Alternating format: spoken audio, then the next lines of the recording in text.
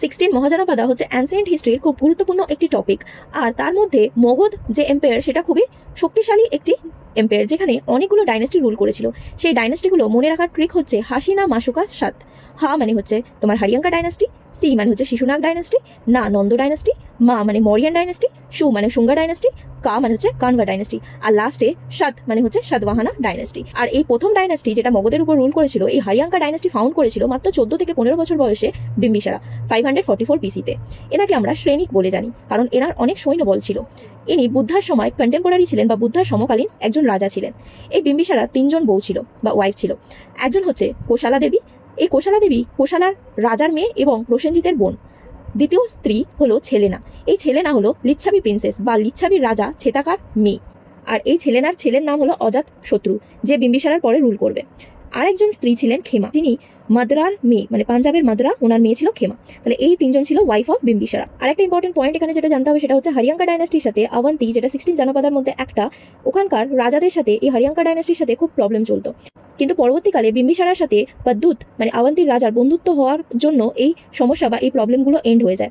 এই পদ্দুত আর বিম্বিসারার মধ্যে প্রবলেমটা সলভ হয়ে যায় যখন পদ্দুত জন্ডিসে আক্রান্ত হয়, আর বিম্বিসারা তার নিজের রয়্যাল ফিজিশিয়ান জীবককে এই পদ্দুতের চিকিৎসার জন্য পাঠায়।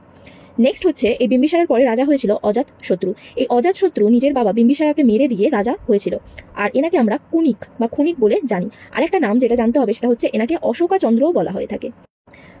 এবার এখানে একটা ইম্পর্টেন্ট পয়েন্ট হচ্ছে, এই অজাত শত্রু তো ছেলেনার নিজের ছেলে ছিল, কিন্তু বিম্বিসারের আরো 2টো বউ ছিল, কোশালা দেবী আর খেমা। এই কোশালা দেবীর ভাই ছিল প্রসেনজিৎ। এই প্রসেনজিৎকে অজাত শত্রু কি করে, ডিফিট করে দেয়, আর প্রসেনজিতের মেয়ে ভাজিরাকে উনি বিয়ে করে নেন। আর বাহুবলী সিনেমাতে 2টো ওয়েপন তোমরা দেখে থাকবে, একটা হচ্ছে রথমশালা আর একটা হচ্ছে মহাশিলাকান্টাকা। যেখানে মহাশিলাকান্টাকা যেটা বাহুবলী ইউজ করেছিল ওই পাথরগুলো থ্রো করার জন্য, স্টোনগুলো থ্রো করার জন্য ওটা, আর রথমশালা যেটা ওই রথের মতো ছিল, যেটা সামনে তরোয়াল মতো ছিল, যেগুলো কেটে কেটে যাচ্ছিল, ওই 2টো ওয়েপন আদতে তৈরি করেছিল কে, ফেমাস ওয়েপন যেটা ফাউন্ড করেছিল এই অজাত শত্রু। 16 মহাজনপদের মধ্যে একটা ইন্ডিপেন্ডেন্ট মহাজনপদা ছিল ওয়েজ্জি, যার ক্যাপিটাল হচ্ছে বৈশালী। এই ওয়েজ্জিতে অনেকবার অজাত শত্রু আক্রমণ করার সত্ত্বেও ডিফিট করতে না পারায় নিজের মিনিস্টার ভাসাকারাকে গৌতম বুদ্ধর কাছে পাঠিয়েছিলেন জানার জন্য কেন উনি এই চেষ্টায় বিফল হচ্ছিলেন। আর মনে রাখতে হবে গৌতম বুদ্ধা এই অজাত শত্রুর সময় মারা গিয়েছিলেন, তাই জন্য ফার্স্ট বুদ্ধিস্ট কাউন্সিল যেটা বুদ্ধা মারা যাওয়ার পরে হয়েছিল সেটা রাজগিরে হয়েছিল, যেটা তখন মগধের ক্যাপিটাল ছিল। নেক্সট রাজা হয়েছিল উদয়ন। এই উদয়ন নিজের বাবা অজাত শত্রুকে মেরে দিয়েছিল।